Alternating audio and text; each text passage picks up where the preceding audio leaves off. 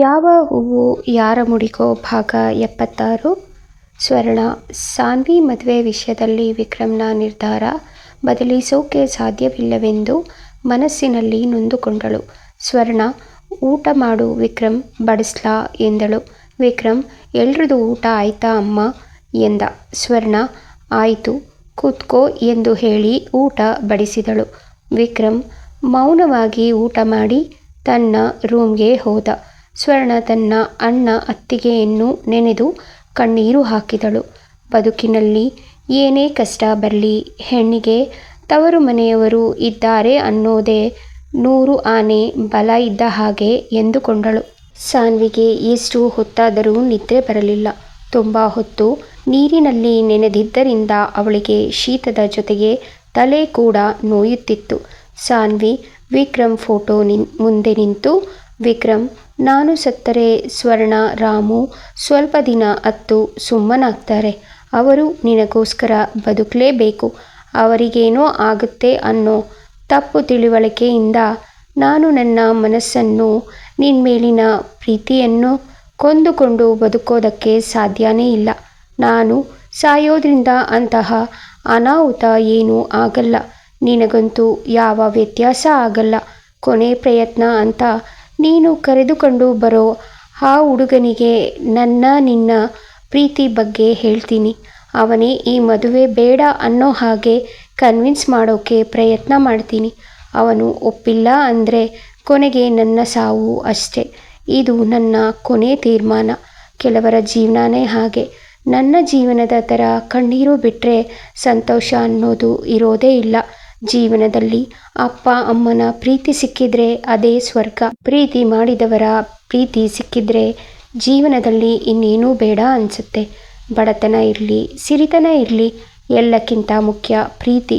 ಅದು ನನಗೆ ಸಿಕ್ಕಿಲ್ಲ, ಸಿಗುತ್ತೆ ಅನ್ನೋ ನಂಬಿಕೆನೂ ಇಲ್ಲ ಎಂದು ಅಳುತ್ತಿದ್ದಳು. ಕೊನೆಗೆ ಅತ್ತು ಸುಸ್ತಾಗಿದ್ದರಿಂದ ನಿದ್ದೆ ಯಾವಾಗ ಬಂತು ಅನ್ನೋದೇ ತಿಳಿಯಲಿಲ್ಲ. ವಿಕ್ರಮ್. ನಿಶಾ ಕಾಲ್ ಮಾಡಿಲ್ಲ.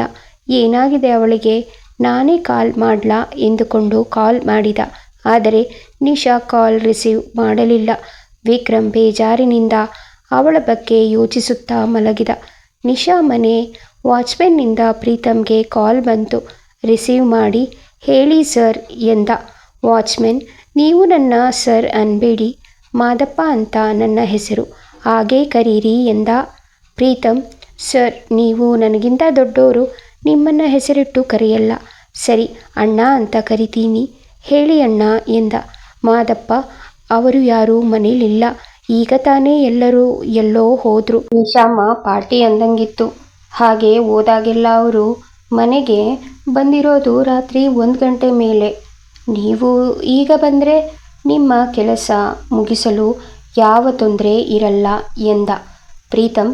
ಸರಿ, ಈಗಲೇ ಬರ್ತೀನಿ, ಥ್ಯಾಂಕ್ಸ್ ಅಣ್ಣ ಎಂದವನು ಅವಸರದಲ್ಲಿ ಕಾರ್ ಹತ್ತಿ ನಿಶಾ ಮನೆಗೆ ಬಂದ. ಅವನ ಪುಣ್ಯಕ್ಕೆ ಇವತ್ತು ಕೂಡ ನಿಶಾ ಮನೆಯವರು ಮನೆಯ ಹಿಂದಿನ ಡೋರ್ ಲಾಕ್ ಮಾಡುವುದನ್ನು ಮರೆತಿದ್ದರು. ಪ್ರೀತಮ್ ತನ್ನಷ್ಟಕ್ಕೆ ನಿಶಾ ಮನೆಯವರಿಗೆ ಜವಾಬ್ದಾರಿ ಕಮ್ಮಿ. ಕಳ್ಳರಿಗಂತೂ ಇಂಥ ಮನೆ ಸಿಕ್ಕರೆ ಯಾವ ಭಯ ಇಲ್ಲದೆ ಆರಾಮಾಗಿ ಕಳ್ತನ ಮಾಡಿಕೊಂಡು ಹೋಗ್ತಾರೆ ಎಂದುಕೊಂಡವನು ರಾಜಾರೋಷವಾಗಿ ಮನೆಯೊಳಗೆ ಬಂದು ತಾನು ಇಟ್ಟಿದ್ದ ಕ್ಯಾಮೆರಾ ಮತ್ತು ವಾಯ್ಸ್ ರೆಕಾರ್ಡರ್ ಎರಡನ್ನೂ ತೆಗೆದುಕೊಂಡು ಹೊರಗೆ ಬಂದ. ಮಾದಪ್ಪ. ಕೆಲಸ ಮುಗಿತಾ ಪ್ರೀತಮಪ್ಪ ಎಂದ. ಪ್ರೀತಮ್. ಮುಗಿತು ಅಣ್ಣ, ನೋಡಿ ಇಲ್ಲಿ ಈ ಮನೆಯವರ ಕೆಟ್ಟ ಬುದ್ಧಿನ ಎಂದು ರೆಕಾರ್ಡ್ ಆಗಿದ್ದ ವಿಡಿಯೋವನ್ನು ತೋರಿಸಿದ. ಮಾದಪ್ಪ. ಅಯ್ಯೋ ಶಿವನೇ, ಇವರು ಇಷ್ಟು ಕೆಟ್ಟ ಜನ ಅಂತ ನನಗೆ ಗೊತ್ತಿರಲಿಲ್ಲ. ವಿಕ್ರಮಪ್ಪ ತುಂಬ ಒಳ್ಳೆ ಮನುಷ್ಯ. ಅಂಥವ್ರಿಗೆ ಮೋಸ ಮಾಡೋಕ್ಕೆ ಇವರಿಗೆ ಹೆಂಗ್ ಮನಸ್ಸು ಬರುತ್ತೆ. ಇವರ ಮೋಸವ ವಿಕ್ರಮಪ್ಪನ ಮುಂದೆ ಬಯಲು ಮಾಡಿ ಇವರನ್ನು ಬಿಡಬೇಡಿ. ಹಾಗೆ ನನಗೆ ಇನ್ನೊಂದು ಸಹಾಯ ಮಾಡಿ. ನನಗೆ ಇನ್ನು ಇಂಥವ್ರ ಮನೆ ಕಾಯೋಕ್ಕೆ ಇಷ್ಟ ಇಲ್ಲ. ದಯವಿಟ್ಟು ನನಗೆ ಎಲ್ಲಾರ ಬ್ಯಾರೆ ಕಡೆ ಕೆಲಸ ಕೊಡಿಸಿ ಎಂದ. ಪ್ರೀತಮ್. ಸರಿ ಅಣ್ಣ, ಈ ತಿಂಗಳು ಮುಗಿಯೋಕೆ ಇನ್ನೂ 1 ವಾರ ಇದೆ. ಅಷ್ಟು ದಿನ ಕೆಲಸ ಮಾಡಿ ಸಂಬಳ ತಗೊಳ್ಳಿ. ಅಷ್ಟರಲ್ಲಿ ನಿಮಗೆ ಬೇರೆ ಕೆಲಸ ಹುಡುಕ್ತೀನಿ ಎಂದ. ಮಾದಪ್ಪ ಧನ್ಯವಾದ ಪ್ರೀತಮಪ್ಪ ಎಂದು ಕೈ ಮುಗಿದ. ಅವನ ಕೈ ಹಿಡಿದು ಪ್ರೀತಮ್ ಅವನ ಕೈಯಲ್ಲಿ 500ರ 10 ನೋಟುಗಳನ್ನಿಟ್ಟು, ನೀವು ಮಾಡಿದ ಸಹಾಯಕ್ಕೆ ಬೆಲೆ ಕಟ್ಟೋಕ್ಕಾಗಲ್ಲ. ಈಗ ನನ್ನತ್ರ ಇರೋದು ಇಷ್ಟೇ, ಇಟ್ಕೊಳ್ಳಿ. ಇನ್ನೊಮ್ಮೆ ನೀವು ಸಿಕ್ಕಾಗ ಕೊಡ್ತೀನಿ ಎಂದ. ಮಾದಪ್ಪ, ಅಯ್ಯೋ ನನಗೆ ಈ ಹಣ ಬ್ಯಾಡ. ನೀವು ವಿಕ್ರಮಪ್ಪನಿಗೋಸ್ಕರ ಒಳ್ಳೇದಾಗಲಿ ಅಂತ ಎಷ್ಟು ಕಷ್ಟಪಡ್ತಿದ್ದೀರಾ.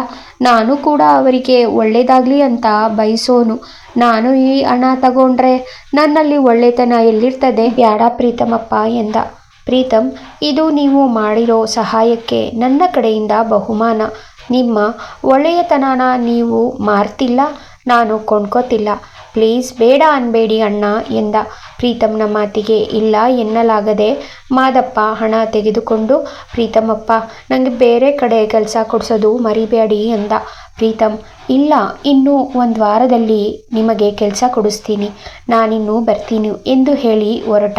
ಪ್ರೀತಮ್ ಅಂದುಕೊಂಡ ಕೆಲಸ ಸಂಪೂರ್ಣವಾಗಿ ಮುಗಿದಿತ್ತು.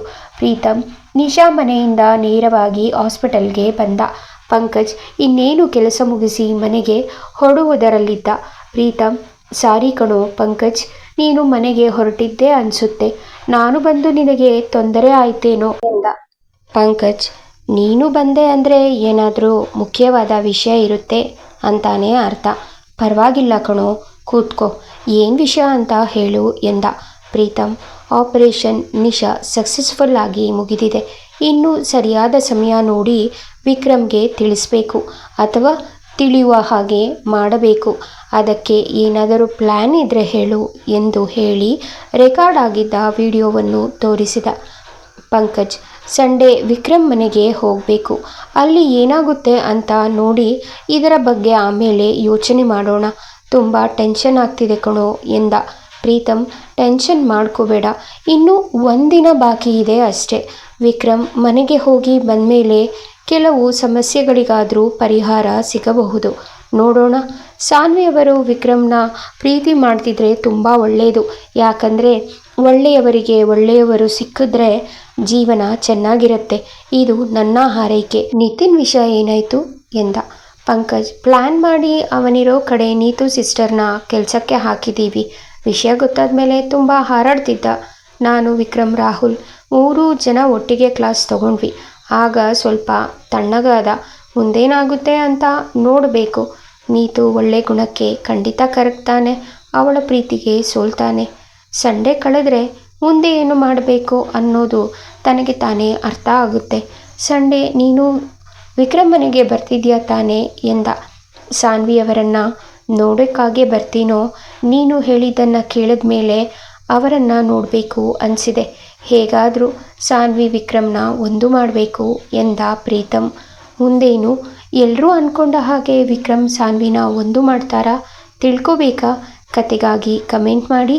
ಕತೆಯ ಬಗ್ಗೆ ನಿಮ್ಮ ಅಭಿಪ್ರಾಯ ತಿಳಿಸಿ. ನಿಮಗೆ ಈ ಕತೆ ಇಷ್ಟವಾದಲ್ಲಿ ದಯವಿಟ್ಟು ಸಬ್ಸ್ಕ್ರೈಬ್ ಮಾಡ್ಕೊಳ್ಳಿ, ಲೈಕ್, ಶೇರ್ ಮತ್ತು ಕಮೆಂಟ್ ಮಾಡಿ. ಧನ್ಯವಾದಗಳು.